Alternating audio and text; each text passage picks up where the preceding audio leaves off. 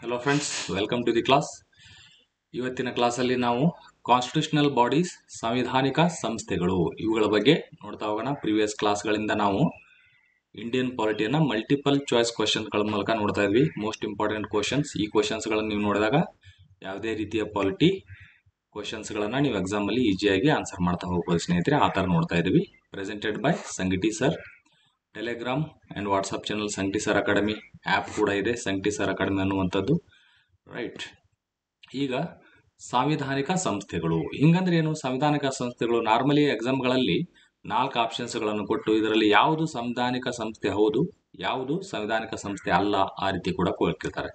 ಸಾಂವಿಧಾನಿಕ ಸಂಸ್ಥೆ ಅಂದ್ರೇನು ಅಂದ್ರೆ ಸಂವಿಧಾನದಲ್ಲಿ ಅದರ ಬಗ್ಗೆ ಉಲ್ಲೇಖ ಇದೆ, ಸಂವಿಧಾನದಲ್ಲೇ ಕೊಟ್ಟು ಬಿಟ್ಟಿದ್ದಾರೆ ಅದನ್ನ. ಯಾವುದು? ಈ ಎಲೆಕ್ಷನ್ ಕಮಿಷನ್ ಅನ್ನೋದು ಕೊಟ್ಟಿದ್ದಾರೆ. ಎಸ್, ಸಂವಿಧಾನದಲ್ಲಿದೆ, ಅದಕ್ಕೊಂದು ಆರ್ಟಿಕಲ್ ಇದೆ. ಇವೆಲ್ಲ ಆರ್ಟಿಕಲ್ಗಳನ್ನ ಸ್ವಲ್ಪ ಕಮೆಂಟ್ ಸೆಕ್ಷನ್ ಹೇಳ್ತಾ ಹೋಗಿ. ತುಂಬಾ ಸಿಂಪಲ್, ಡೈರೆಕ್ಟ್ ಆಗಿ ಕೂಡ ಕೆಲವೊಂದು ಎಕ್ಸಾಮ್ಗಳಲ್ಲಿ ಕೇಳ್ತಾರೆ. ಎಲೆಕ್ಷನ್ ಕಮಿಷನ್, ಚುನಾವಣಾ ಆಯೋಗ ಅನ್ನುವಂಥದ್ದು ಇದರದ್ದು ಸಂವಿಧಾನ ಆರ್ಟಿಕಲ್ ಎಷ್ಟು, ಆರ್ಟಿಕಲ್ ಯಾವುದು? ನಿಮಗೆ ಏನಾದರೂ ಕನ್ಫ್ಯೂಷನ್ ಆಗ್ತಾ ಇರ್ತದೆ. ಕೆಲವೊಂದು ತುಂಬಾ ಸ್ಟೂಡೆಂಟ್ಗಳು ಇದು ಕಾನ್ಸ್ಟಿಟ್ಯೂಷನ್ ಬಾಡಿ ಹೌದಾ ಅಲ್ಲ ಅಂತ ಡೌಟ್ ಬರ್ತದೆ ನನಗೆ ಅಂತ. ಇದಕ್ಕೆ ಆರ್ಟಿಕಲ್ಗಳು ನೆನ್ಪಿಟ್ಕೊಂಡ್ರೆ ಯಾವತ್ತೂ ಡೌಟ್ ಬರೋದೇ ಇಲ್ಲ. ಸೊ ಕಮೆಂಟ್ ಮಾಡ್ತಾ ಹೋಗಿ. Very simple. ನೀವು ಯಾವುದೇ ಪಾಲಿಟಿ ಬುಕ್ ಓದಿರಲಿ ಇದ್ದೇ ಇರ್ತದೆ, ನೀವು ನೋಟ್ಸ್ ಮಾಡ್ಕೊಂಡಿರ್ತೀರಿ. ಒಂದೇ ಸೋರ್ಸ್ ಮೇಲೆ ಡಿಪೆಂಡ್ ಆಗಿ ಈ ಥರ ಕ್ವಶನ್ಸ್ಗಳನ್ನು ನೋಡಿದಾಗ ನಿಮ್ಮ ಸೋರ್ಸ್ಗಳಿಂದನೇ ನೀವು ಅದನ್ನು ಓದ್ಕೊಂಡು ಈ ಕ್ವಶನ್ ಅಟೆಂಡ್ ಮಾಡ್ತಾ ಹೋದ್ರೆ ಈಸಿ ಆಗ್ತಾ ಹೋಗಿರ್ಬೇಕು ನಿಮಗೆ. ಎಲೆಕ್ಷನ್ ಕಮಿಷನ್, ಚುನಾವಣೆ ಆಯೋಗ, ಅದರ ಆರ್ಟಿಕಲ್ ಅನ್ನು ಹೇಳಿ. ಯೂನಿಯನ್ ಪಬ್ಲಿಕ್ ಸರ್ವಿಸ್ ಕಮಿಷನ್, ಕೇಂದ್ರ ಲೋಕ ಸೇವಾ ಆಯೋಗ, ರಾಜ್ಯ ಲೋಕ ಸೇವಾ ಆಯೋಗ, ಇವೆಲ್ಲವೂ ಕೂಡ ಏನಿದೆ ಸಾಂವಿಧಾನಿಕ ಸಂಸ್ಥೆಗಳು, ಕಾನ್ಸ್ಟಿಟ್ಯೂಷನಲ್ ಬಾಡಿ. ಸಂವಿಧಾನದಲ್ಲೇ ಇದರ ಬಗ್ಗೆ ಕೊಟ್ಟುಬಿಟ್ಟಿದ್ದಾರೆ. ಓಕೆ. ಸೊ ಹಣಕಾಸು ಆಯೋಗ, ಇದು ಕೂಡ ತುಂಬಾ ಚರ್ಚೆಯಲ್ಲಿದೆ. ಇತ್ತೀಚೆಗೆ ಎಷ್ಟನೇ ಹಣಕಾಸು ಆಯೋಗದವರು ಮಾನ್ಯ ಮುಖ್ಯಮಂತ್ರಿಗಳನ್ನ ಭೇಟಿ ಆಗಕ್ಕೆ ಬಂದಿದ್ರು. ಯಾಕಂದ್ರೆ ಹಣಕಾಸು ಆಯೋಗ ಅದೇನ್ ತನ್ನ ವರದಿಯನ್ನು ಕೊಟ್ಟು ಇಂಪ್ಲಿಮೆಂಟ್ ಸ್ಟಾರ್ಟ್ ಆಗತ್ತಲ್ಲ, ಆಗ್ಬೇಕಂದ್ರೆ ಅದಕ್ಕಿಂತ ಮುಂಚೆ, ವರದಿ ಕೊಡೋಕ್ಕಿಂತ ಮುಂಚೆ ಎಲ್ಲ ರಾಜ್ಯಗಳಿಗೆ ಓಡಾಡ್ಬಿಟ್ಟು ಸಮಾಲೋಚನೆ ಮಾಡುತ್ತೆ. ನಿಮ್ಗೆ ಏನೇನ್ ಬೇಕು, ಏನ್ ಕಷ್ಟ ಇದೆ, ಲಾಸ್ಟ್ ಟೈಮ್ ಏನ್ ಪ್ರಾಬ್ಲಮ್ ಆಯ್ತು, ಅದಕ್ಕೆ ಹೇಳ್ಬಿಟ್ಟು ಮತ್ತೆ ಕಡಿಮೆ ಆಗ್ತಾ ಇದೆ. ನಮ್ಮ ಎಸ್ಪೆಷಲಿ ಸೌತ್ ಇಂಡಿಯನ್ ಸ್ಟೇಟ್ಸ್ಗೆ ತುಂಬಾ ಅನ್ಯಾಯ ನಿಜವಾಗ್ಲೂ ಆಗ್ತಾ ಇದೆ. ಯಾಕಂದ್ರೆ ನಾವು ಅಭಿವೃದ್ಧಿ ಹೊಂದಿದ್ದೀವಿ ಮತ್ತು ಜನಸಂಖ್ಯೆ ಕಡಿಮೆ ಇದೆ. ಅಭಿವೃದ್ಧಿ ಹೊಂದಿದ್ದನ್ನ ಕೂಡ ಡೈರೆಕ್ಟ್ ಆಗಿ ಅಭಿವೃದ್ಧಿ ಹೊಂದಿದ್ದಲ್ಲ, ಇನ್ಕಮ್ ಡಿಸ್ಟನ್ಸ್ ಅಂತ ಕರಿತೀವಿ. ಇನ್ಕಮ್ ಡಿಸ್ಟನ್ಸ್ ಈ ಒಂದು ಫೈನಾನ್ಸ್ ಕಮಿಷನ್ ಅಲ್ಲಿ ನಾನು ಅದು ಬಂದಾಗ ಮತ್ತೆ ಡೀಟೇಲ್ ಆಗಿ ಹೇಳ್ತೀನಿ ಯಾವ್ಯಾವ ವಿಷಯಗಳಿಗೆ ಎಷ್ಟೆಷ್ಟು ವೇಟೇಜ್ ಇದೆ ಅಂತ. ಇಲ್ಲಿ ಒಂದು ಪಾಯಿಂಟ್ ಅನ್ನು ಏನ್ ಹೇಳ್ಬೇಕಂದ್ರೆ ಇನ್ಕಮ್ ಡಿಸ್ಟನ್ಸ್ ಅಂತೀವಿ, ಆದಾಯದ ದೂರ. ಹಂಗಂದ್ರೆ ಏನು? ಈಗ ನಮ್ಮ ಇಡೀ ದೇಶದಲ್ಲಿ ನಮ್ಮ GSTP, gross state domestic product ಅಂತೀವಲ್ಲ, ಅದರಲ್ಲಿ ಮಹಾರಾಷ್ಟ್ರ ತುಂಬಾ ಚೆನ್ನಾಗಿದೆ. ನಮ್ಮ ಕರ್ನಾಟಕವು ಕೂಡ ಆಲ್ಮೋಸ್ಟ್ ಸೆಕೆಂಡ್ ಥರ್ಡ್ ಈ ಪ್ಲೇಸ್ ಅಲ್ಲಿ ಓಡಾಡ್ತಾ ಇರ್ತದೆ. ಅವಾಗ ಇನ್ಕಮ್ ಡಿಸ್ಟೆನ್ಸ್, ಆದಾಯದ ದೂರ ಅಂದ್ರೆ 1 2 3 4 ಅಂತೆ ಟೋಟಲ್ ಎಷ್ಟು ಸ್ಟೇಟ್ಗಳಿದಾವೆ? ನಮ್ಮ 28 ರಾಜ್ಯಗಳದಲ್ಲ, ಅದೆಷ್ಟು ಬರೀತಾರೆ. ಈ ಟಾಪ್ ಅಲ್ಲಿರುವಂತ ಸ್ಟೇಟ್ ಈ ಇನ್ಕಮ್ ಹೈಯೆಸ್ಟ್ ಎಷ್ಟು? 100 ರೂಪಾಯಿ ಇದೆ ಅನ್ಕೊಳ್ಳಿ. ಟಾಪ್ ಅಲ್ಲಿರುವಂತ ಸ್ಟೇಟ್ಗೆ 100 ರೂಪಾಯಿ ಆದಾಯ ಇದೆ ಅನ್ಕೊಳ್ಳಿ. ಅದ್ರ ನಂತರ ಇದಕ್ಕೆ 100 ರೂಪಾಯಿಗೆ ಇದೆಯಲ್ಲ, ನೆಕ್ಸ್ಟ್ ಕರ್ನಾಟಕ ಇದೆ ಅಂದ್ರೆ ಇದಕ್ಕೆ ಎಷ್ಟು ಕಡಿಮೆ ಇದೆ? ನಮ್ದು ನಾರ್ಮಲಿ ಕರ್ನಾಟಕದ 95 ರೂಪಾಯಿ ಆ ಥರ ಇರ್ತದೆ. ಅಂದ್ರೆ ನಮ್ಗೆ 5 ರೂಪಾಯಿ ಅಷ್ಟೇ ಕೊಟ್ಟು ಬಿಡ್ತಾರೆ. ಆ ಥರ ವೇಟೇಜ್, ಇನ್ಕಮ್ ಡಿಸ್ಟೆನ್ಸ್, ಆದಾಯದ ದೂರ ಅಂದ್ರೆ ಇದನ್ನ ಅಳಿತಾರೆ. ನಾವು ಹಿಂದುಳಿದವರಿಗೆ ಜಾಸ್ತಿ ದುಡ್ಡು ಹೋಗುತ್ತೆ. ಬಿಹಾರ ಮತ್ತು ಉತ್ತರ ಪ್ರದೇಶ ಅವ್ರಿಗೆಲ್ಲ ಜಾಸ್ತಿ ಹೋಗುತ್ತೆ. ಯಾಕಂದ್ರೆ ಏರಿಯಾ ಕೂಡ ತಗೊಂತಾರೆ. ಉತ್ತರ ಪ್ರದೇಶ ತುಂಬಾ ದೊಡ್ಡದಾದ ರಾಜ್ಯ, ಏರಿಯಾ ತಗೊಂತಾರೆ. ಉತ್ತರ ಪ್ರದೇಶಕ್ಕೆ ಜನಸಂಖ್ಯೆ ಜಾಸ್ತಿ ಇದೆ, ಆ ಜನಸಂಖ್ಯೆ ಕೂಡ ತಗೊಂಡಿರ್ತಾರೆ. ಉತ್ತರ ಪ್ರದೇಶ ಸ್ವಲ್ಪ ಹಿಂದುಳಿದಂಥದ್ದು, ಬಟ್ ಈಗ ಫಾಸ್ಟ್ ಆಗಿ ಬರ್ತಾ ಇದೆ, ಟಾಪ್ 5 ಬರ್ತಾ ಇದೆ. ತುಂಬಾ ಅಭಿವೃದ್ಧಿ ಹೊಂದ್ಬಿಡ್ತದು. ಮೊದಲು ಅತಿ ದರಿದ್ರವಾದ ರಾಜ್ಯ ಇತ್ತು. ನಾನು 2003ರಲ್ಲಿ ಆ ಕಡೆ ಅಲ್ಲ 1 ವರ್ಷ ಅಲ್ಲೇ ಇದ್ದೆ.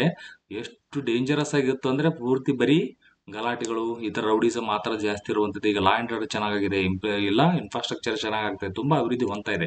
ಸೊ ಈ ಬಿಹಾರದಂತ ಇದೆ ಅನ್ಕೊಳ್ಳಿ, ಅದು 28ನೇ ಸ್ಥಾನದಲ್ಲಿ ಇತ್ತಂದ್ರೆ ಎಷ್ಟು? ಒಂದು 40 ರೂಪಾಯಿ ಅಷ್ಟೇ ಅದಕ್ಕೆ ಆದಾಯ ಅನ್ಕೊಳ್ಳಿ. ಇನ್ನು ಮಿಕ್ಕಿದ 60 ರೂಪಾಯಿ ಅದಕ್ಕೆ ಹೊಂದಿಸಿ ಕೊಟ್ಟು ಬಿಡ್ತಾರೆ. ಅದಕ್ಕೆ ಬಿಹಾರದಂತ ರಾಜ್ಯಗಳಿಗೆ ಜಾಸ್ತಿ ದುಡ್ಡು ಸಿಗೋದು, ನಮಗೆ ಕಡಿಮೆ ಸಿಗ್ತದೆ. ಇದರಲ್ಲಿ ಸ್ವಲ್ಪ ವೇಟೇಜ್ ಕಡಿಮೆ ಮಾಡಬೇಕು. ಯಾಕಂದ್ರೆ ಜಾಸ್ತಿ ಅಭಿವೃದ್ಧಿ ಹೊಂದಿದವರಿಗೆ ಪನಿಷ್ಮೆಂಟ್ ಆದಂಗೆ ಆಯ್ತಲ್ಲ ಇದು, ಅಲ್ವಾ? ಸೊ ಆ ಥರ ಈ ಟ್ಯಾಕ್ಸ್ ಅನ್ನ ಯಾವ ರೀತಿ ಕಲೆಕ್ಟ್ ಮಾಡ್ತೀರಿ ಅದಕ್ಕೂ ಒಂದು ವೇಟೇಜ್ ಅನ್ನ ಕೊಟ್ಟಿದ್ದಾರೆ.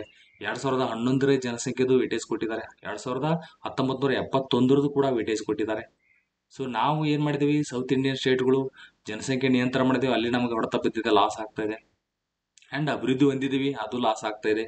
ಏರಿಯಾ ಸ್ವಲ್ಪ ಕಂಪೇರಿಟಿವ್ಲಿ ಎಷ್ಟನೇ ಸ್ಥಾನದಲ್ಲಿದೆ ನಮ್ಮ ಇಡೀ ದೇಶದಲ್ಲಿ? ನಮ್ಮ ರಾಜ್ಯದ ಏರಿಯಾ ವೈಸ್ ಎಷ್ಟನೇ ಸ್ಥಾನದಲ್ಲಿದ್ದೀವಿ, ಪಾಪ್ಯುಲೇಷನ್ ವೈಸ್ ಎಷ್ಟನೇ ಸ್ಥಾನದಲ್ಲಿದ್ದೀವಿ? ಓಕೆ. ಇದನ್ನ ಕೆಲವೊಂದ್ಸಲ ಕೇಳ್ತಾ ಇರ್ತಾರೆ. ಯಾಕಂದ್ರೆ ಈಗ ಈ ನಮ್ಮ ಹಣಕಾಸು ಆಯೋಗದವರು ಇದನ್ನೇ ಕ್ಯಾಲ್ಕುಲೇಟ್ ಮಾಡೋದು. ನಂತರ ನಮ್ಮ ಫಾರೆಸ್ಟ್ ಏರಿಯಾ, ಎಷ್ಟನ್ನ ಫಾರೆಸ್ಟ್ ಏರಿಯಾ ಚೆನ್ನಾಗಿ ಮೇಂಟೈನ್ ಮಾಡ್ತಾ ಇದೀವಿ, ಅದು ಯಾರು ಜಾಸ್ತಿ ಮೇಂಟೈನ್ ಮಾಡ್ತಾರೆ ಫಾರೆಸ್ಟ್ ಏರಿಯಾ ಅವರಿಗೆ ದುಡ್ಡು ಜಾಸ್ತಿ ಬರ್ತದೆ. ಆ ಥರ ಈ ಥರ ಮಾಡ್ತಾ ಹೋದಾಗ ಇಲ್ಲಿ ವೇಟೇಜ್ಗಳನ್ನು ಕೂಡ ಕೇಳ್ತಾರೆ. ನೋಡೋಣ, 15ನೇ ಫೈನಾನ್ಸ್ ಕಮಿಷನ್ ಅದರ ಚೇರ್ಮನ್ ಯಾರಿದ್ರು, 14ನೇ ಫೈನಾನ್ಸ್ ಕಮಿಷನ್ ಚೇರ್ಮನ್ ಯಾರಿದ್ರು, ಮತ್ತು ಈ 16ನೇ ಫೈನಾನ್ಸ್ ಕಮಿಷನ್ನ ಅಧಿಕಾರ, ಇದು ಅವಧಿ ಏನಿರ್ತದಲ್ಲ, ಅದು ಇಂಪ್ಲಿಮೆಂಟೇಷನ್ ಅವಧಿ ಎಲ್ಲಿಂದ ಎಲ್ಲಿವರೆಗಿರ್ತದೆ. ಇಷ್ಟು ಕ್ವಶನ್ ಆನ್ಸರ್ ಮಾಡ್ತೀರಾ? ಫಸ್ಟ್ ಇವೆಲ್ಲ ಕಾನ್ಸ್ಟಿಟ್ಯೂಷನಲ್ ಬಾಡಿದು ಆರ್ಟಿಕಲ್ಗಳನ್ನ ಹೇಳಿ, ಮತ್ತೆ ನಾನು ಹೇಳ್ತೀನಿ ಇದ್ರ ಬಗ್ಗೆ ಕ್ವಶನ್ ಬಂದಾಗ ಅದರ ರಿಲೇಟೆಡ್ ಕ್ವಶನ್ ಬರ್ತದೆ. National commission for S C S ಟಿಗಳ ರಾಷ್ಟ್ರೀಯ ಆಯೋಗದ ಅದು ಆರ್ಟಿಕಲ್ ಎಷ್ಟು ಅಂತ 4 ಆಪ್ಷನ್ ಬರ್ತದೆ. ಅಲ್ಲಿ ಮತ್ತೆ ನಾವು ಕ್ವಶನ್ ನೋಡ್ತಾ ಹೋಗೋಣ. ಈಗ ಫಸ್ಟ್ ಈಗ ನೋಡಿದ ತಕ್ಷಣ ಹೇಳ್ಬೇಕು, ನೀವು ಇಷ್ಟು ಮಿನಿಮಮ್ ಹೇಳಲೇಬೇಕು. ಹಂಗಿದ್ದಾಗ ಮಾತ್ರ ನೀವು ಓದ್ತಾ ಇದ್ರಿ ಅನ್ನಂಗೆ. ಈ ಕ್ವಶನ್ ಯಾಕೆ ನಾ ಪದೇ ಪದೇ ಕೇಳ್ತೇನೆ, ಅಟ್ಲೀಸ್ಟ್ ನೀವು ಟೈಪ್ ಮಾಡ್ತಾ ಹೋದ್ರೆ ನಿಮಗೆ ಒಂದು ಮೆಮರಿಯಲ್ಲಿ ಉಳಿತಾ ಹೋಗ್ತದೆ, ಅದು ಇನ್ವಾಲ್ವ್ಮೆಂಟ್ ಇರ್ತದೆ ನಿಮ್ದು. ಇಲ್ಲಾಂದ್ರೆ ಹಂಗೆ ಸುಮ್ಮನೆ ನಾವೇನೋ ಕತೆ ಹೇಳ್ತೀವಿ, ನೀವು ಕತೆ ಕೇಳ್ಬಿಟ್ಟು ಹೋಗ್ಬಿಟ್ರೆ ಚೆನ್ನಾಗಿರಲ್ಲ. Okay, right. ಈ ರೀತಿ ಹಣಕಾಸು ಆಯೋಗದ ಬಗ್ಗೆ ಮತ್ತೆ ಡೀಟೇಲ್ ಆಗಿ ಹೇಳ್ತೀನಿ, ಎಲ್ಲಿ ಮಿಸ್ ಆಗಲ್ಲ. ನಮ್ದು ಎಷ್ಟನೇ ಸ್ಥಾನದಲ್ಲಿದೆ, ಎಷ್ಟು ಪರ್ಸೆಂಟೇಜ್, ಅದೊಂದು ಪಾಯಿಂಟ್ ಹೇಳಿ ನೋಡೋಣ. 15ನೇ ಹಣಕಾಸು ಆಯೋಗಕ್ಕೆ ನಮಗೆ ಎಷ್ಟು ಪ್ರತಿಶತ ಬಂದಿತ್ತು, 14ನೇ ಹಣಕಾಸು ಆಯೋಗಕ್ಕೆ ಎಷ್ಟು ಪ್ರತಿಶತ, ಮತ್ತು ಎಷ್ಟು ಕಡಿಮೆ ಆಗಿತ್ತು 15ನೇ ಹಣಕಾಸು ಆಯೋಗಕ್ಕೆ. ಇದು ಕೂಡ ಕ್ವಶನ್ ಕೇಳ್ತಾರೆ, ಪಕ್ಕಾ ಕ್ವಶನ್ ಇವೆಲ್ಲ. 14ನೇ ಆಯೋಗದಲ್ಲಿ ಎಷ್ಟು ಬಂದಿತ್ತು. ಈಗ ಕೇಂದ್ರದವರು 100 ರೂಪಾಯಿನ ಬೇರೆ ಬೇರೆ ರಾಜ್ಯಗಳಿಗೆ ಹಂಚ್ತಾ ಇದ್ದಾರೆ ಅನ್ಕೊಳ್ಳಿ. ಎಲ್ಲ ರಾಜ್ಯ ಮತ್ತು ಕೇಂದ್ರಾಡಳಿತ ಪ್ರದೇಶಗಳಿಗೆ ಒಂದು 100 ರೂಪಾಯಿನ ಹಂಚ್ತಾ ಇದ್ದಾರೆ. ಅಂದ್ರೆ ಕರ್ನಾಟಕದ ಪಾಲು ಎಷ್ಟು ಅದರಲ್ಲಿ? ಓಕೆ, ಅದನ್ನ ಹೇಳಿ. ರೈಟ್, ಇದು ಆರ್ಟಿಕಲ್ ಅನ್ನು ಹೇಳಿ. SCಗಳ ರಾಷ್ಟ್ರೀಯ ಆಯೋಗ, ರೈಟ್, SCಗಳ ರಾಷ್ಟ್ರೀಯ ಆಯೋಗ ಇದು national commission for SC schedule caste, right. STಗಳ ರಾಷ್ಟ್ರೀಯ ಆಯೋಗ ಹಿಂದುಳಿದ ವರ್ಗಗಳ ರಾಷ್ಟ್ರೀಯ ಆಯೋಗ. ಇವೆಲ್ಲವೂ ಕೂಡ ಇದು ನಮಗೆ ಕಾನ್ಸ್ಟಿಟ್ಯೂಷನಲ್ ಬಾಡಿ. ಬಟ್ ಇವು ಸಂವಿಧಾನ ತಿದ್ದುಪಡಿ ಮೂಲಕ ಬಂದವು. ಇವು 3 ಸಂವಿಧಾನ ತಿದ್ದುಪಡಿ ಹೇಳ್ತೀರಾ, ಸಂವಿಧಾನ ತಿದ್ದುಪಡಿ ಮಾಡೋದ್ರ ಮೂಲಕ ಕೂಡ ಸೇರಿಸ್ತಾ ಹೋಗ್ತಾರೆ. ಇವತ್ತು ತುಂಬಾ ಕ್ವಶನ್ ಜಾಸ್ತಿ ಆಗ್ತಿದೆ, ಸ್ವಲ್ಪ ಹೇಳ್ತಾ ಹೋಗಿ ಎಲ್ಲ ನೆನ್ಪಿಡ್ತಿದೆ. ಮತ್ತೀಗ ನಿಮ್ಮ ಹಿಂದುಳಿದ ವರ್ಗಗಳ ಇಲಾಖೆ ಎಕ್ಸಾಮ್ ಏನು ಕರಿತಾ ಇದೆ ಅಲ್ಲ, ಸೆಪ್ಟೆಂಬರ್ 15ನೇ ತಾರೀಕಿಗಿದೆ, ಅದರಲ್ಲಿ ಕೂಡ ಇವೆಲ್ಲ 3 ಆರ್ಟಿಕಲ್ ಇಂಪಾರ್ಟೆಂಟ್ ಆಗ್ತದೆ. ಮೊದಲು ಏನಿತ್ತು, ಒಬ್ಬರ ಆಫೀಸರ್ ಇದ್ರು, ನಂತರ SC ST ಎರಡು ಒಟ್ಟಿಗೆ ಆದವು, ನಂತರದಲ್ಲಿ ಅವೆರಡು ಸೆಪರೇಟ್ ಆದವು, ನಂತರ ಈ ಹೊಸದಾಗಿ OBC ಅಂತ ಅದಕ್ಕೂ ಕೂಡ ಇದಕ್ಕೆ ರಾಷ್ಟ್ರೀಯ ಮಾನ್ಯತೆಯನ್ನ ನ್ಯಾಷನಲ್ ಕಾನ್ಸ್ಟಿಟ್ಯೂಷನಲ್ ಬಾಡಿಯನ್ನ ಕೊಟ್ಟಿದ್ದಾರೆ. So SC ST OBC, right. ಈಗ ವುಮೆನ್ಗೆ ಏನಾದರೂ ನಮ್ಮ ಕಾನ್ಸ್ಟಿಟ್ಯೂಷನಲ್ ಬಾಡಿಯಲ್ಲಿ ಸೇರಿಸಿದಾರಾ? ಇಲ್ಲ, ವುಮೆನ್ ಇನ್ನೂ ಸೇರಿಸೇ ಇಲ್ಲ. ಸೊ ಈ ಥರದ್ದೆಲ್ಲ ಕ್ವಶನ್ ಕೇಳ್ತಿರ್ತಾರೆ ನಿಮಗೆ. ಈ ಡಿಸೇಬಲ್ಡ್ ಪರ್ಸನ್ಸ್ ಅವ್ರಿಗೆ ಏನಾದರೂ ಆಯೋಗ ಇರ್ತದಲ್ಲ, ಅದನ್ನೇನಾದರೂ ಸೇರಿಸಿದಾರಾ? ನೋ, ಅದನ್ನು ಇನ್ನೂ ಕೂಡ ಸೇರಿಸಿಲ್ಲ. ಈ ಥರದ್ದೆಲ್ಲ ಆಪ್ಷನ್ಸ್ಗಳನ್ನು ಕೊಟ್ಟಾಗ ಕನ್ಫ್ಯೂಸ್ ಆಗ್ಬಾರ್ದು. SC ST ಮತ್ತು OBC 3 ಜನಕ್ಕೆ ಸೇರಿಸಿದ್ದಾರೆ ಇಲ್ಲಿ, ಅಂದ್ರೆ ಕಾನ್ಸ್ಟಿಟ್ಯೂಷನಲ್ ಬಾಡಿ. ಇನ್ನು special officer for linguistic minority, ಭಾಷಾ ಅಲ್ಪಸಂಖ್ಯಾತರ ವಿಶೇಷಾಧಿಕಾರಿ, ಇದು ಯಾವುದು? ಇದು ಕೂಡ ಕಾನ್ಸ್ಟಿಟ್ಯೂಷನಲ್ ಬಾಡಿನೇ ಸ್ನೇಹಿತರೆ. ಇದಕ್ಕೂ ಒಂದು ಆರ್ಟಿಕಲ್ ಇದೆ, ಹೇಳಿ ನೋಡೋಣ. ಇವೆಲ್ಲವೂ ಕೂಡ ಎಕ್ಸಾಮ್ ಅಲ್ಲಿ ಡೈರೆಕ್ಟ್ ಕ್ವಶನ್ ಬರ್ತಾವು. ಇದು ಆರ್ಟಿಕಲ್ ಇದೆ ಅಂತಂದ್ರೆ ಅರ್ಥ ಕಾನ್ಸ್ಟಿಟ್ಯೂಷನಲ್ ಬಾಡಿ ಅಂದಂಗೆ, ಅಷ್ಟೇ ಡೈರೆಕ್ಟ್ ಆಗಿರುವಂತದ್ದು. ಅದಕ್ಕೆ ಇದನ್ನೆಲ್ಲ ನೆನ್ಪಿಡಿ. ಇವನ್ನೇ ಕೇಳ್ತಾರೆ, ಒಂದು ಕ್ವಶನ್ ಅಂತೂ ಕಾನ್ಸ್ಟಿಟ್ಯೂಷನಲ್ ಬಾಡಿಯಲ್ಲಿ ಬಂದೇ ಬರ್ತದೆ, constitutional or non constitutional body. So KS mains ಅಲ್ಲೂ ಪಕ್ಕಾ ಕ್ವಶನ್ ಒಂದು 10 ಮಾರ್ಕ್ಸಿಗೆ constitutional or non constitutional body ಪ್ರತಿ ವರ್ಷ ಕೇಳ್ತಾರೆ, ಫಿಕ್ಸ್. ಅದು ಯಾವ್ದಾದ್ರು ಒಂದು ಕೇಳ್ತಾರೆ. ಓಕೆ, ಈಗ ಫೈನಾನ್ಸ್ ಕಮಿಷನ್ ಈ ಸರ್ತಿ ಸುದ್ದಿಯಲ್ಲಿದೆ, ಎಲೆಕ್ಷನ್ ಕಮಿಷನ್ ಸಾಕಷ್ಟು ಸುದ್ದಿಯಲ್ಲಿದೆ, GST ಕೌನ್ಸಿಲ್ ಅನ್ನುವಂಥದ್ದು ಅದು ಕೂಡ ಸಾಕಷ್ಟು ಸುದ್ದಿಯಲ್ಲಿದೆ. GST ಕೌನ್ಸಿಲ್, ಅಡ್ವೊಕೇಟ್ ಜನರಲ್ ಅಂತೂ ಪದೇ ಪದೇ ಅಟೋರ್ನಿ ಜನರಲ್, ಅಡ್ವೊಕೇಟ್ ಇಬ್ರು ನ್ಯೂಸ್ ಅಲ್ಲಿ ಇದ್ದೇ ಇರ್ತಾರೆ. ಅವರು CAG ನ್ಯೂಸ್ ಅಲ್ಲಿ ಇರ್ತದೆ. ಅದಕ್ಕೆ ಇಂಪಾರ್ಟೆಂಟ್ ಇರೋದ ಒಂದಿಷ್ಟನ್ನ ನೀಟಾಗಿ ನೀವು ಮೇನ್ಸ್ಗೆ ಕೂಡ ತಿಳ್ಕೊಳ್ಳೇಬೇಕಾಗ್ತದೆ. ಯಾವುದೇ ರೀತಿ PSI ಯಾವುದೇ ಎಕ್ಸಾಮ್ ಅಲ್ಲಿ ನೋಡಿ ಕಾನ್ಸ್ಟಿಟ್ಯೂಷನ್ ಬಾಡಿ ಒಂದು ಕೇಳ್ತಾರೆ. ಓಕೆ, ಈ GST ಕೌನ್ಸಿಲ್, GST ಮಂಡಳಿ ಅಂತೀವಲ್ಲ, ಇದರ ಆರ್ಟಿಕಲ್ ಹೇಳಿ. ಇತ್ತೀಚೆಗೆ ಆಯ್ತಿದು. ಈ GST ಕೌನ್ಸಿಲ್ ಎಷ್ಟನೇ ಸಂವಿಧಾನ ತಿದ್ದುಪಡಿ ಮೂಲಕ GST ಅನ್ನ ನಮಗೆ ಸಂವಿಧಾನದಲ್ಲಿ ಸೇರಿಸ್ತಾರೆ, ಮತ್ತು ಅದರ ಮಸೂದೆ ಸಂಖ್ಯೆ ಎಷ್ಟು? GST ಕೌನ್ಸಿಲ್ನ ಆರ್ಟಿಕಲ್, ಇದು ಕಾನ್ಸ್ಟಿಟ್ಯೂಷನಲ್ ಅಮೆಂಡ್ಮೆಂಟ್ ಆಕ್ಟ್ ಎಷ್ಟನೇದು, ಮತ್ತು ಅದರ ಮಸೂದೆ ಸಂಖ್ಯೆ. ಬಿಲ್ ಬೇರೆ, ಬಿಲ್ ಅಂದ್ರೆ ಏನು? ಲೋಕಸಭಾ ರಾಜ್ಯಸಭೆಯಲ್ಲಿ ಮಂಡನೆ ಮಾಡ್ತಾರಲ್ಲ, ಅದು ಬಿಲ್. ಅದೆಲ್ಲ ಆಗಿ ಪಾಸ್ ಆಗಿ ರಾಷ್ಟ್ರಪತಿ ಅವರ ಹತ್ರ ಹೋಗಿ ಅವರ ಅಂಕಿತ ಬಿದ್ದರೆ, ಅವರ ಸಿಗ್ನೇಚರ್ ಆದ್ಮೇಲೆ, ಅದಕ್ಕೆ ನಾವೇನಂತೀವಿ? ಸಿಗ್ನೇಚರ್ ಆದ್ಮೇಲೆ ಏನಂತೀವಿ? ಆಕ್ಟ್, ಕಾಯ್ದೆ ಅಂತೀವಿ. ಓಕೆ, ಸೊ ಕಾಯ್ದೆ ಆಗ್ಬಿಡ್ತದೆ. ಈ ಸಂವಿಧಾನ ತಿದ್ದುಪಡಿಯಲ್ಲಿ ಕೂಡ ಈ ಸಂವಿಧಾನದಲ್ಲಿ ಸೇರಿಸಲಾಗ್ತದೆ. GST ಕೌನ್ಸಿಲ್ಗೆ ಒಂದು ಆರ್ಟಿಕಲ್ ಇದೆ, ಅದನ್ನ ಹೇಳಿ. ಯಾವ ಸಂವಿಧಾನ ತಿದ್ದುಪಡಿ ಮೂಲಕ GST ನ ಸಂವಿಧಾನಕ್ಕೆ ಸೇರಿಸಲಾಯಿತು ಮತ್ತು ಆ ಮಸೂದೆ ಸಂಖ್ಯೆ ಎಷ್ಟು? ಈ ಅಡ್ವೊಕೇಟ್ ಜನರಲ್, ರಾಜ್ಯದ ಅಡ್ವೊಕೇಟ್ ಜನರಲ್ ಯಾರಿದ್ದಾರೆ ಮತ್ತು ಇದರ ಆರ್ಟಿಕಲ್ ಎಷ್ಟು? ಭಾರತದ ಅಟಾರ್ನಿ ಜನರಲ್ ಯಾರಿದ್ದಾರೆ ಮತ್ತು ಅವರ ಆರ್ಟಿಕಲ್ ಎಷ್ಟು? ಸೊ ಅದನ್ನ ಹೇಳಲೇಬೇಕು. ಈ ರೀತಿ ಕೇಳ್ತಾರೆ. ಈಗ ಸದ್ಯಕ್ಕೆ ಕಾಂಪ್ಟ್ರೋಲ್ ಆಡಿಟರ್ ಜನರಲ್ ಆಫ್ ಇಂಡಿಯಾ ಯಾರಿದ್ದಾರೆ ಮತ್ತು ಅದರ ಆರ್ಟಿಕಲ್. ಈ special officer for linguistic minority, ಭಾಷಾ ಅಲ್ಪಸಂಖ್ಯಾತರ ವಿಶೇಷಾಧಿಕಾರಿ. ನಿಮಗೆ 4 ಆಪ್ಷನ್ಸ್ ಕೊಟ್ಟು ಏನ್ ಹೇಳ್ತಾರೆ, ಇದರಲ್ಲಿ ಯಾವುದು ಸಂವಿಧಾನಿಕ ಸಂಸ್ಥೆ ಹೌದು, ಯಾವುದು ಸಂವಿಧಾನಿಕ ಸಂಸ್ಥೆ ಅಲ್ಲ ಅಂತ ಕೇಳಿದಾಗ ಇವೆಲ್ಲವೂ ಕೂಡ ಸಂವಿಧಾನಿಕ ಸಂಸ್ಥೆ. ಯಾವ್ಯಾವುದವು?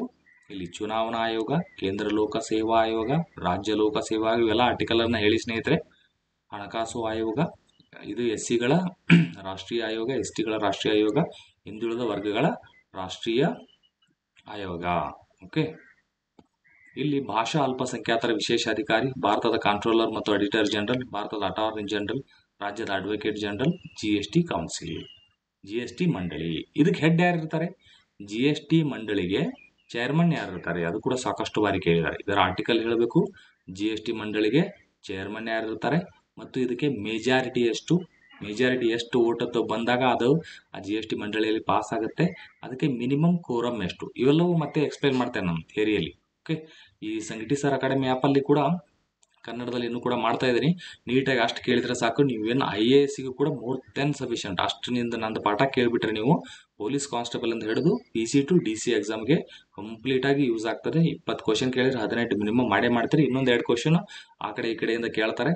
ಅವಾಗ ತುಂಬ ಜನ ಏನು ಪಂಡಿತರು ಏನು ಮಾಡ್ತಾರೆ, ಆ ಕಡೆ ಈ ಕಡೆ ಕೇಳ್ಯಾರಲ್ಲ, ಆ ಬುಕ್ ಎಲ್ಲಿದೆ ಅಂತ ಆ ಬುಕ್ ಹುಡ್ಕೊಂಡು ಹೋಗೋದು. ಅವೆಲ್ಲ ಮಾಡೋಂಗಿಲ್ಲ. ಒಂದು ಬುಕ್ ಯಾವ್ದು ಓದ್ತೀರಿ ಅದಷ್ಟೇ ಓದಬೇಕು. ಎಕ್ಸ್ಟ್ರಾ ಪಾಯಿಂಟ್ ಏನಿರುತ್ತೋ ಸ್ವಲ್ಪ ಸ್ವಲ್ಪ ಅಲ್ಲಿಂದ ಇಲ್ಲಿಂದ ಪಾಯಿಂಟ್ ತೊಗೊಂಡು ನೀವು ಬರ್ಕೊಂಡ್ಬಿಟ್ಟು ಮುಗಿಸಿಬಿಡ್ಬೇಕು. ಅದನ್ನ ಅಷ್ಟೇ. ಬುಕ್ ಮಾತ್ರ ಒಂದೇ, ಚೇಂಜ್ ಆಗೋಂಗಿಲ್ಲ. ಇಂಗ್ಲೀಷಲ್ಲಿ ಲಕ್ಷ್ಮೀಕಾಂತ್ ಓದಬೇಕು, ಕನ್ನಡದಲ್ಲಿ ಈ ಗಂಗಾಧರ್ ಬುಕ್. KS IAS ಇದ್ದವರು ಅದನ್ನು ಓದಬೇಕು. ಈ PSI PC ಎಕ್ಸಾಮ್ಸ್ಗಳಿಗೆ ಓದೋದಿದ್ರೆ ನೀವು ಇಲ್ಲಿ KM ಸುರೇಶ್ ಆಗಿರ್ಬೋದು ಅಥವಾ ಹುಸೇನಪ್ಪ ನಾಯ್ಕ ಅವರು ಚಿಕ್ಕದಾಗಿ ಈ ಥರ ಬಿಟ್ಟಿರ್ತಾರೆ. ಯಾವುದಾದ್ರೂ ಒಂದು ತಗೊಳ್ಳಿ. ಮತ್ತೆ ಎರಡಷ್ಟು ಇಟ್ಕೊಂಡು ಕುಂದಿರೋದಲ್ಲ, ಒಂದು ತಗೋಬೇಕು. ನೀವು ಕೇವಲ PC ಮತ್ತು PSI ಮಾತ್ರ ಮಾಡ್ತಾ ಇದ್ದೀರಿ ಅಂದರೆ KM ಸುರೇಶ್ ಅಥವಾ ಹುಸೇನಪ್ಪ ನಾಯಕ ಆದ ಎರಡರಲ್ಲಿ ಒಂದು ತಗೊಳ್ಳಿ. ಇಲ್ಲ ನಾನು PC PSI KS IAS ಅಷ್ಟು ಎಲ್ಲ ಮಾಡ್ತಾ ಇದ್ದೀನಿ ಅಂದರೆ ಗಂಗಾಧರ್ ಒಂದೇ ತೊಗೊಂಬಿಡಿ. ಮತ್ತೆ ಬೇರೆ ಬುಕ್ ಚೇಂಜ್ ಮಾಡಬಾರ್ದು. ಯಾಕಂದರೆ KS IASಗೂ ಯೂಸ್ ಆಗುತ್ತೆ, ಇದಕ್ಕೂ ಯೂಸ್ ಆಗುತ್ತೆ. ಬುಕ್ಗಳು ಚೇಂಜ್ ಆಗಬಾರ್ದು.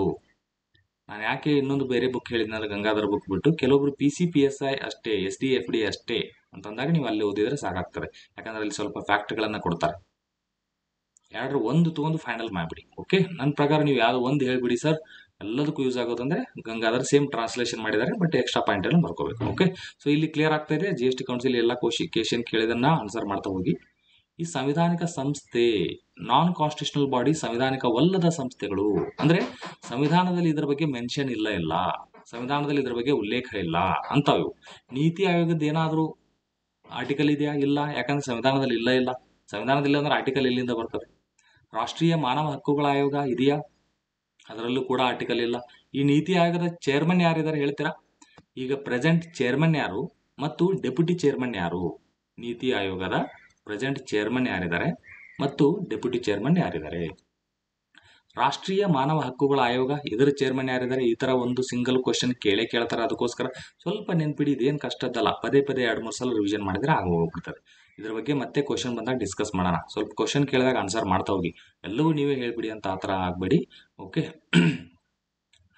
ರಾಜ್ಯ ಮಾನವ ಹಕ್ಕುಗಳ ಆಯೋಗ, ಇದಕ್ಕೆ ಯಾರಿದ್ದಾರೆ? ಇದು ಕೂಡ ಕ್ವಶನ್ ಕೇಳ್ತಿರ್ತಾರೆ. ರಾಜ್ಯ ಮಾನವ ಹಕ್ಕುಗಳ ಆಯೋಗಕ್ಕೆ ಯಾರಿದ್ದಾರೆ? ಇದ್ರದ್ದೆಲ್ಲ ಕಂಡೀಷನ್ ಏನಂತ ಫುಲ್ ಅಲ್ಲಿ ನಾ ಎಲ್ಲ ಎಕ್ಸ್ಪ್ಲೇನ್ ಮಾಡ್ತಾ ಹೋಗ್ತೇನೆ. ರಾಷ್ಟ್ರೀಯ ಮಾನವ ಹಕ್ಕುಗಳ ಆಯೋಗ ಆಗ್ಬೇಕಂದ್ರೆ ಅದಕ್ಕೆ ಚೇರ್ಮನ್ ಎಷ್ಟು ಯಾರು ಇರಬೇಕು, ಮೆಂಬರ್ ಯಾರು ಇರಬೇಕು, ಅವ್ರದ್ದು ಏನೇನು ಕ್ವಾಲಿಫಿಕೇಶನ್ ಏನಿರಬೇಕು, ಅವರ ಫಂಕ್ಷನ್ಸ್ ಏನು, ಪವರ್ಸ್ ಏನು, ಇದ್ರ ಬಗ್ಗೆ ಕ್ವಶನ್ ತುಂಬಾ ಸಲ ಕೇಳ್ತಾರೆ. ಓಕೆ, ಕೇಂದ್ರ ಮಾಹಿತಿ ಆಯೋಗ, ರಾಜ್ಯ ಮಾಹಿತಿ ಆಯೋಗ, ಇವೆಲ್ಲವೂ ಕೂಡ ಇದ್ರದ್ದು ಕೂಡ ಹೆಡ್ ಯಾರಿದ್ದಾರೆ ಅಂತ ಕೇಳ್ತಿರ್ತಾರೆ. ಇದಕ್ಕೆ ಏನಾದರೂ ಆರ್ಟಿಕಲ್ ಇದೆಯಾ? ಇಲ್ಲ. ಆರ್ಟಿಕಲ್ ಇಲ್ಲದಕ್ಕೆ ಇವು ನಾನ್ ಕಾನ್ಸ್ಟಿಟ್ಯೂಷನಲ್ ಬಾಡಿ, ಸಂವಿಧಾನಿಕವಲ್ಲದ ಸಂಸ್ಥೆ. Okay, right. ಹಾಗಾದ್ರೆ ಏನಾದರೂ ಕಾಯ್ದೆ ಇದೆಯಾ ಇದಕ್ಕೆ? ನೀತಿ ಆಯೋಗಕ್ಕೆ ಏನಾದರೂ ಇದೆಯಾ? ಕಾಯ್ದೆನೂ ಇಲ್ಲ, ಆರ್ಟಿಕಲ್ ಇಲ್ಲ ಇದಕ್ಕೆ. ಇದು ಎಕ್ಸಿಕ್ಯೂಟಿವ್ ಬಾಡಿ, ಕಾರ್ಯಾಂಗದ ಆದೇಶದ ಮೇಲೆ ಆದಂತ ಬಾಡಿ ಇದು ಸಂಸ್ಥೆ. ಬಟ್ ರಾಷ್ಟ್ರೀಯ ಮಾನವ ಹಕ್ಕುಗಳಿಗೆ ಕಾಯ್ದೆ ಇದೆ. ಒಂದು ಕಾಯ್ದೆ ಅಂದ್ರೆ ಏನು? ಪಾರ್ಲಿಮೆಂಟ್ ಮಾಡಿದಂಥದ್ದು. ಯಾವುದದು ಕಾಯ್ದೆ? ಯಾವ ವರ್ಷ ಮಾಡ್ತು? ಅದು ಕೂಡ ಕ್ವಶನ್ ಕೇಳ್ತಾರೆ. ರಾಜ್ಯ ಮಾನವ ಹಕ್ಕುಗಳ ಕಾಯ್ದೆ ಯಾವುದು? ಯಾವ ವರ್ಷ? ಕೇಂದ್ರ ಮಾಹಿತಿ ಆಯೋಗ, ರಾಜ್ಯ ಮಾಹಿತಿ ಆಯೋಗದ ಬಗ್ಗೆ ಹೇಳಿ. ಸೊ ಇಲ್ಲಿ ಸ್ವಲ್ಪ ಕನ್ಫ್ಯೂಸ್ ಆಗ್ತಾ ಇರ್ತದೆ ನಿಮಗೆ. ಮೋಸ್ಟ್ಲಿ ಇದೇನಾದರೂ ಕಾನ್ಸ್ಟಿಟ್ಯೂಷನ್ ಬಾಡಿ ಇರ್ಬೋದಾ? ಇರಲ್ಲ. ಆ ಥರ ಇವೆಲ್ಲ ಅಲ್ಲ, ಇವು ಅಲ್ಲದಂಥ ಬಾಡಿಗಳು. ಈ ನಮ್ಮ ಲೋಕಪಾಲ, ಲೋಕಾಯುಕ್ತ ಇವೆಲ್ಲ ಏನಾದರೂ ಕಾನ್ಸ್ಟಿಟ್ಯೂಷನ್ ಬಾಡಿ ಹೌದಾ? ಇವು ಕೂಡ ಅಲ್ಲ. ಕೇಂದ್ರ ಜಾಗೃತ ಆಯೋಗ, central vigilance commission, central bureau of investigation. ಈ CBIದು ಚೇರ್ಪರ್ಸನ್ ನಮ್ಮ ಕರ್ನಾಟಕದವರೇ ಆಗಿದ್ದಾರೆ. ಯಾರಿದ್ದಾರೆ ಹೇಳಿ? CBIದು ಕರ್ನಾಟಕದವರೇ. ಅಂದ್ರೆ ಅವರು ಇದಕ್ಕಿಂತ ಮುಂಚೆ, ಈಗ ಪ್ರೆಸೆಂಟ್ DG and IG ಇದಾರಲ್ಲ, ಇವ್ರಕ್ಕಿಂತ ಮುಂಚೆ ಅವರು DG and IG ಇದ್ರು. ಕರ್ನಾಟಕದ DG and IG ಒಬ್ಬ ಫೇಮಸ್ ಕ್ರಿಕೆಟರ್ ಅವರ ಮಾವ ಕೂಡ ಅವರು, ಅವ್ರ ಅಳಿಯ ಕ್ರಿಕೆಟ್. ಅವ್ರು ಯಾರು ಅಂತ ಎಕ್ಸಾಮ್ ಅಲ್ಲಿ ಕೇಳಲ್ಲ. ಇದನ್ನ ಸುಮ್ಮನೆ ನಿಮ್ಗೆ ನೆನ್ಪಿಡೋದಕ್ಕೋಸ್ಕರ ಅಟ್ಲೀಸ್ಟ್ ಮರಿಬಾರ್ದನ್ನು ಹೋಗಿ ಕೇಳ್ತೀನಿ. ಮತ್ತೆ ಅದನ್ನು ಕ್ವಶನ್ ಬರ್ತಾವ ಅಂತೇಳಿ ಎಲ್ಲರದ್ದು ಅಳಿಯ, ಎಲ್ಲರ ಮಾವ ಆ ಥರ ನೋಡುವಂಗಿಲ್ಲ. ನೀವು ಫಸ್ಟ್ ಎಕ್ಸಾಮ್ ಪಾಸ್ ಆಗಿ ನಿಮಗೂ ಒಳ್ಳೊಳ್ಳೆ ಇದ್ದವರು ಮಾವುಗಳು ಸಿಗ್ತಾರೆ. ಅಥವಾ ಅಂದರೆ ಹುಡುಗಿಯರು ಕೂಡ ನೀವು ಒಂದು ಒಳ್ಳೆ ಹುಡುಗನ ಮದುವೆ ಆದಾಗ ನಿಮಗೂ ಒಳ್ಳೆ ಮಾವುಗಳು ಸಿಗ್ತಾರೆ. ಚೆನ್ನಾಗಿದ್ದವರು, ಚೆನ್ನಾಗಿ ಒಳ್ಳೆ ಫ್ಯಾಮಿಲಿ ನೀವು ಅಪ್ಗ್ರೇಡ್ ಆಗ್ಬೇಕಂದ್ರೆ ಒಂದು ಲೆವೆಲ್, ನೆಕ್ಸ್ಟ್ ಲೆವೆಲ್ ಹೋಗ್ತಾ ಇರ್ಬೇಕು ನೀವು. ಆ ಥರ ಯಾವಾಗ ನೀವು ಕೂಡ ತುಂಬ ಒಂದು ಉನ್ನತ ಹುದ್ದೆಯಲ್ಲಿ ಇದ್ರೆ ಅವಾಗ ಅವಾಗ ಮ್ಯಾಚ್ ಆಗ್ತಾ ಹೋಗ್ತದೆ. ನೀವೇನೋ ಇದೀವಿ, ಇಲ್ಲ ನಮ್ಮ ನಿಜಾಯಿತಿ ನೋಡಿ ಪ್ರೀತಿ ಮಾಡಿ. ಯಾವುದು ನಿಜಾಯಿತಿ ಅಂದ್ರೆ ಏನದು? ಅಲ್ಲಿ ಹೋಗಿ ಯಾವುದೋ ಒಂದು ಹೋಟೆಲ್ಗೆ ಹೋಗ್ತೀರಿ, ಊಟ ಬೇಕಾಗಿರ್ತದೆ, ನಂದು ನಿಜಾಯಿತಿ ಇದೆ, ಊಟ ಕೊಡಿ ಅಂದ್ರೆ ಕೊಡ್ತಾರೆ ನಿಮಗೆ? ಮಿನಿಮಮ್ ಏನಿರ್ಬೇಕು, ಬೇಸಿಕ್ ಅಷ್ಟು ಸಂಪಾದನೆ ಇರಬೇಕು, ಒಂದು ಒಳ್ಳೆ ಅಧಿಕಾರಿ ಆಗಿರಬೇಕು, ಆ ಥರ ಹೆಸರು ಮಾಡಿರಬೇಕು. ಅಂದಾಗ ನಿಮ್ಗೆ ಒಳ್ಳೆ ಫ್ಯಾಮಿಲಿಗಳು ಸಿಗ್ತಾ ಹೋಗ್ತದೆ. ಸುಮ್ಮನೆ ಕನಸು ಕಂಡುಬಿಟ್ಟು ಆ ಸರಿ ಇಲ್ಲ ಈ ಸರಿ ಇಲ್ಲ, ಯಾವುದು ಎಲ್ಲವೂ ಚೆನ್ನಾಗಿದೆ, ನೀವು ಚೆನ್ನಾಗಿಲ್ಲ ಅಂದರೆ ಚೆನ್ನಾಗಿಲ್ಲ, ಚೆನ್ನಾಗಿದೆ ಅಂದರೆ ಇದೆ. ನೀವೇನು ಅನ್ಕೊಂತೀರಿ ಅದು ನೆಗೆಟಿವ್ ಪೀಪಲ್ ಜೊತೆ ಬಿಡಿ, ನೀವು ಕಷ್ಟಪಡಿ ಮೇಲೆ ಬನ್ನಿ, ಅವಾಗ ಮೇಲಿದ್ದವರು ನಿಮ್ಮ ಲೆವೆಲ್ಗೆ ಸಿಗ್ತಾ ಹೋಗ್ತಾರೆ. ಚೆನ್ನಾಗಿ ಪ್ರಾಕ್ಟಿಕಲ್ ಬಗ್ಗೆ, ಲೈಫ್ ಬಗ್ಗೆ ವಿಚಾರ ಮಾಡಿ. ಸುಮ್ಮನೆ ಅವು ಕಥೆಗಳು ಫಿಲ್ಮ್ಗಳಲ್ಲಿ ಹೇಳಿದ್ದನ್ನು ನಂಬಕ್ಕೆ ಹೋಗ್ಬಿಡಿ. ಯಾಕಂದ್ರೆ ಅವ್ರು ಏನು ಮಾಡಿರ್ತಾರೆ, ಅವ್ರು ಫಿಲ್ಮ್ ಓಡ್ಬೇಕಾಗಿರ್ತದೆ. ಅಂಥವ್ರಿಗೆ ಸ್ವಲ್ಪ ಜನ ಬಕ್ರ ಚೆನ್ನಾಗಿ ಬೇಕಾಗಿರ್ತಾರೆ. ಅವ್ರಿಗೆ ಏನೇನ ಮೋಟಿವೇಟ್ ಮಾಡಬೇಕು ಆ ಫಿಲ್ಮ್ ಆ್ಯಂಗಲಲ್ಲಿ ಹೇಳಿಬಿಟ್ಟು ಅವ್ರು ದುಡ್ಡು ಸಂಪಾದನೆ ಮಾಡ್ಕೊಂಡು ಅವ್ರ ಪಾಡಿಗೆ ಅವ್ರು ಆರಾಮ ಇರ್ತಾರೆ. ಅದನ್ನ ನೋಡಿಬಿಟ್ಟು ತುಂಬ ಜನ ಹಾಳಾಗಿ ಹೋಗ್ಬಿಟ್ಟಿದ್ದಾರೆ ಅಲ್ವಾ? ಸೊ ಈ ಥರದ್ದು ಆಗ್ಬಿಡು, ಪ್ರಾಕ್ಟಿಕಲ್ ಆಗಿ ಮ್ಯಾಚ್ಯೂರ್ಡ್ ಪೀಪಲ್ ಆಗ್ಬೇಕು ನೀವೆಲ್ಲ. ಸೊ ಇವೆಲ್ಲ ಕ್ಲಿಯರ್ ಆಯ್ತಾ ಸ್ನೇಹಿತರೆ? ಮತ್ತೆ ನಾವು ಮುಂದಿನ ಕ್ಲಾಸಲ್ಲಿ ಈ ಕಾನ್ಸ್ಟಿಟ್ಯೂಷನಲ್ ಬಾಡಿ ಎಲೆಕ್ಷನ್ಸ್ ಕಮಿಷನ್ ಸಂಬಂಧಪಟ್ಟಂಗೆ ಸ್ಟಾರ್ಟ್ ಮಾಡೋಣ. ಈಗ ಬೇಸಿಕ್ ಆಗಿ ಫಾಸ್ಟ್ ಆಗಿ ಹೇಳ್ತಾ ಹೋಗ್ತೀರಾ ಇವೆಲ್ಲವೂ. ಕಾನ್ಸ್ಟಿಟ್ಯೂಷನಲ್ ಬಾಡಿ, ನಾನ್ ಕಾನ್ಸ್ಟಿಟ್ಯೂಷನಲ್ ಬಾಡಿ ಎಲ್ಲ ಇವು ಕಾಯ್ದೆ ಯಾವುದ್ರ ಮೂಲಕ ಬಂತು, ಈಗ ಪ್ರೆಸೆಂಟ್ ಲೋಕಾಯುಕ್ತ ಯಾರು ನಮ್ಮ ಕರ್ನಾಟಕದ್ದು, ರಾಜ್ಯದಲ್ಲಿ ಲೋಕಾಯುಕ್ತ ಇರ್ತಾರೆ, ಉಪಲೋಕಾಯುಕ್ತ ಯಾರಿದ್ದಾರೆ ಅದು ಕೂಡ ಕ್ವಶನ್ ಕೇಳ್ಬಿಡ್ತಾರೆ.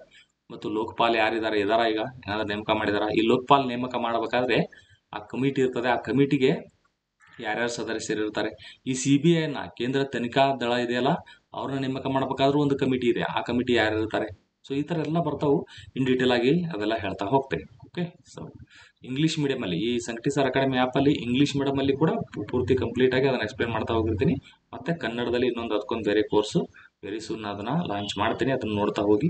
ಸೊ ಇಲ್ಲಿ ಕೆಲವೊಬ್ರು ಫ್ರೀ ಆಗಿ ಇದರ ಯೂಟ್ಯೂಬಲ್ಲಿ ನೋಡ್ತೇವೆ, ಆರಾಮ್ ಇಷ್ಟು ಸಾಕಂದ್ರೆ ಇದು ಕೂಡ ಮೋರ್ ದೆನ್ ಸಫಿಷಿಯಂಟ್, ಇಷ್ಟು ನೋಡ್ಬೋದು. ಬಟ್ ಅಲ್ಲಿ ಸ್ವಲ್ಪ ಸಿಸ್ಟಮೆಟಿಕ್ ಇರ್ತದೆ, ಆಮೇಲೆ ನಂತರದಲ್ಲಿ ಬರುತ್ತೆ. ನನಗೆ ಇನ್ನೂ ಕೂಡ ಟೈಮ್ ಸಿಗ್ತಾ ಇಲ್ಲ, ಅದಕ್ಕೋಸ್ಕರ ನಾನು ಆ್ಯಪಲ್ಲೇ ಹಾಕೋದು ಆಗ್ತಾ ಇಲ್ಲ ನನಗೆ. ಇಲ್ಲಿ ಕೂಡ ಮಾಡ್ತಾ ಇಲ್ಲ, ಫಸ್ಟ್ ಯೂಟ್ಯೂಬಲ್ಲೇ ಮಾಡ್ತಾ ಇದ್ದೀನಿ. ನೋಡೋಣ, ಈಗ ಎಕ್ಸಾಮ್ ಹತ್ರ ಇದೆಯಲ್ಲ, ಈ PSI ಎಕ್ಸಾಮ್ ಹತ್ರ ಇದೆ ಮತ್ತು ಈ ಬ್ಯಾಕ್ವರ್ಡ್ ಕ್ಲಾಸ್ ಎಕ್ಸಾಮ್ ಹತ್ರ ಇದೆ, ಇದೊಂದು ಮುಗಿದು ಬಿಡಲಿ. ಸ್ವಲ್ಪ KSಗೋಸ್ಕರ ಬೇಕಾದ್ರೆ ಅಷ್ಟರೊಳಗಾಗಿ ಮಾಡೋ ಸಾಧ್ಯತೆ ಮಾಡ್ತೇನೆ, ಯಾಕಂದ್ರೆ ಇನ್ನೂ ತುಂಬ ಟೈಮ್ ಇದೆ KSಗೆ, ಅದಕ್ಕೋಸ್ಕರ. ಓಕೆ, ಎಕ್ಸಾಮ್ ನಡೀತಾ ಇದೆಯಲ್ಲ, ಸೊ ಅದಕ್ಕೆ ತಯಾರಿ ಮಾಡೋಣ. ಸೊ ಇಷ್ಟೆಲ್ಲ ನೆನ್ಪುಳಿತದ, ಒಂದು ಕ್ವಶನ್ ಇರ್ತದೆ, ಅದಕ್ಕೆ ಸ್ವಲ್ಪ ಪದೇ ಪದೇ ಹೇಳ್ತಾ ಇದ್ದೀನಿ. ಇವ್ರೇನು ತಿರ್ಗಾಮರ್ಗ ಅದನ್ನೇ ಹೇಳ್ತಾರೆ ಅನ್ಕೋಬೇಡಿ, ಇವೆಲ್ಲ ನೆನ್ಪಿಟ್ಕೊಳ್ಳಿ, ಈಜಿ ಇರುವಂಥದ್ದು. ಈ ಥರ ನೀಟಾಗಿ ನೀವು ಸ್ಟಡಿ ಮಾಡಿದಾಗ ಮಾತ್ರ ಸಕ್ಸಸ್ ಆಗೋದು. ನೀವು ಹಂಗೆ ಮೇಲ್ಮೇಲಿಂದ ಓದಿದೆ, ಒಂದು ಓದಿದೆ, ಎರಡು ಓದಿದೆ, ಅವೇಳೆ ಬೇಡ, ಎಲ್ಲ ನೀಟಾಗಿ ಓದ್ಕೊಂಬಿಡಿ. ಬೇಕಾದ ಕೇಳಿ ಅವ್ನು ರೆಡಿಯಾಗಿ ನಿಂತ್ಬಿಡೋದು ನೀವು. ಬೇಕಾದ ಕೇಳಿದರೆ ಬೇಕಾದಂಗೆ ಆನ್ಸರ್ ರೆಡಿ ಇರ್ಬೇಕು ನಿಮಗೆ. ಯಾವುದಾದ್ರು ಮೇಲ್ಮೇಲಿಂದ ಒಂದೇ ಕೇಳ್ತೇನೆ ನಾನು, ಎರಡೇ ನೋಡ್ತೀನಿ ಅಂದರೆ ಅವೆಲ್ಲ ಕೆಲಸ ಆಗಲ್ಲ. ಓಕೆ, ಥ್ಯಾಂಕ್ ಯು ಸ್ನೇಹಿತರೆ, ಚೆನ್ನಾಗಿ ಓದಿ, ಮತ್ತೆ ಭೇಟಿಯಾಗೋಣ. ಟೈಮ್ ವೇಸ್ಟ್ ಮಾಡಬೇಡಿ, ಆದಷ್ಟು ಫಾಲೋ ಮಾಡಿ, ಈ ಕ್ವಶನ್ ಕೇಳಿದ್ದನ್ನು ಆನ್ಸರ್ ಮಾಡಿ. ಓಕೆ, ಅಟ್ಲೀಸ್ಟ್ ಕ್ಲಾಸ್ ಹೇಗಿತ್ತು, ನಿಮ್ಗೆ ಯೂಸ್ ಆತ ಅನ್ನೋದನ್ನು ಹೇಳಿ. ಓಕೆ, ಈಗ ತುಂಬ ಜನ ನೋಡಿದಾಗ ಈ ಕಮೆಂಟ್ಗಳನ್ನು ನೋಡ್ತಿರ್ತಾರೆ, ಅವ್ರು ನೀವೆಲ್ಲ ನೆಗೆಟಿವ್ ಆ ಥರ ಇನ್ನು ಹಂಗೆ ಮಾಡ್ಬೇಕು ಹಿಂಗೆ ಮಾಡ್ಬೇಕು ಅಷ್ಟೊಂದು ಹೆವಿ ಸಜೆಷನ್ಗಳು ಬೇಡ. ಯಾಕಂದ್ರೆ ನೋಡಿದಾಗ ಏನಾಗುತ್ತೆ, ಬೇರೆದವ್ರು ಜಸ್ಟ್ ನೋಡಿದ ತಕ್ಷಣ ಓಕೆ ಇವ್ರು ಬೇರೆ ಏನೋ ಹೇಳ್ತಾ ಇದ್ದಾರೆ, ಅವ್ರ ಹುಡುಗರಿಗೆ ಏನೋ ಬೇರೆ ಬೇಕಾಗಿದೆ, ಆ ಥರದ್ದು ಮೀನಿಂಗ್ ಬರುವಂಥದ್ದು ಬೇಡ. ಪಾಪ ನೀವು ಒಳ್ಳೇದು ಹೇಳಿರ್ತೀರಿ, ನಾವು ಕೇಳ್ತೀವಿ, ಬೇರೆದವ್ರು ನೋಡ್ಕೊಂಡಾಗ ಇವು ಸುಮ್ಮನೆ ಅನ್ನೆಸರಿ ಕಂಪ್ಯಾರಿಸನಲ್ಲಿ ನಮಗೂ ತುಂಬ ಜನ ಕಾಂಪಿಟೇಟರ್ ಈ ಥರ ನೋಡ್ತಿರ್ತಾರಲ್ಲ, ನೋಡಿದಾಗ ನಮ್ಮ ಬಗ್ಗೆ ನಮಗೂ ಒಂದು ಬಿಲ್ಡಪ್ ಅನ್ನೋದು ಒಂದು ಖುಷಿ ಇರ್ತದಲ್ವಾ. ಆ ಥರ ಈಗ ಎಷ್ಟೋ ಜನ ಸಾಕಷ್ಟು ಸ್ಟೂಡೆಂಟ್ಗಳು ಇವನ್ ಕೋಚಿಂಗ್ ಸೆಂಟರ್ ಅವರು ಕೂಡ ಕೇಳ್ತಾ ಇದ್ದಾರೆ, ಇಲ್ಲಿ ಬನ್ನಿ ಸರ್ ನಿಮ್ಮ ಬಗ್ಗೆ ಸ್ಟೂಡೆಂಟ್ ಹೇಳ್ತಾರೆ. ಸೊ ಅದು ಹೇಳಿದಂಥ ಎಲ್ಲರಿಗೂ ಧನ್ಯವಾದಗಳು. ಈಗ ನನಗೆ ಸದ್ಯಕ್ಕೆ ಬರೋಕ್ಕಾಗಲ್ಲ, ನೋಡೋಣ. ಓಕೆ, ಈಗ ಸದ್ಯಕ್ಕೆ ಫ್ರೀಯಾಗಿ ಇಲ್ಲಿ ಹೇಳ್ತಾ ಇರ್ತೀನಿ. ಅಥವಾ ಇಲ್ಲಿ ಒಂದು ಲೆವೆಲ್ಗೆ ಚೆನ್ನಾಗಾಗಿ ನಿಮ್ಮಿಂದ ಒಂದು ಪಾಸಿಟಿವ್ನೆಸ್ ಇತ್ತಂದರೆ ಚೆನ್ನಾಗಿ ಇಲ್ಲೇ ಕಂಟಿನ್ಯೂ, ಅಥವಾ ಯಾವ್ದು ಇದು ಬೇಡ ಅದು ಬೇಡ ನಡಿ ಅಂತ ಬಿಟ್ಟು ಎಲ್ಲಿಯಾದರೂ ಬೇಕಾದ್ರೆ ಕೆಲವೊಂದು ಇನ್ಸ್ಟಿಟ್ಯೂಷನಲ್ಲಿ ಕೂಡ ಪಾಠ ಮಾಡ್ತಾ ಹೋಗ್ಬೋದು ಮುಂದಿನ ದಿನಗಳಲ್ಲಿ. ಅಂದರೆ ನೀವು ಇದರಲ್ಲಿ ಸ್ವಲ್ಪ ಚೆನ್ನಾಗಿ ನೋಡಿ, ನಿಮ್ಮ ಕಡೆನೂ ಸಪೋರ್ಟ್ ಇರಲಿ. ಓಕೆ, ಥ್ಯಾಂಕ್ ಯು, ಮತ್ತೆ ಭೇಟಿ ಆಗೋಣ. ಚೆನ್ನಾಗಿ ಓದಿ, ಒಟ್ಟಿನಲ್ಲಿ ಟೈಮ್ ವೇಸ್ಟ್ ಮಾಡಬಾರ್ದು, ಸಕ್ಸಸ್ ಆಗ್ಬೇಕು ನೀವು. ಓಕೆ.